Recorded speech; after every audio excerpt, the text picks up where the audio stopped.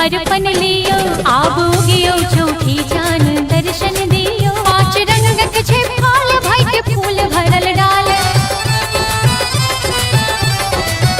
पंच अमृत दही संग पुष्पक हे माल। थार नैवेद्य सुधाकर, थार नैवेद्य सुधाकर हे चिखिए लियो आबू गियो चौठी जान दर्शन दियो। हरो दूर दिन कलंक रोग हृदय के सोग, किलो फल लो प्रणाम देव आशीष।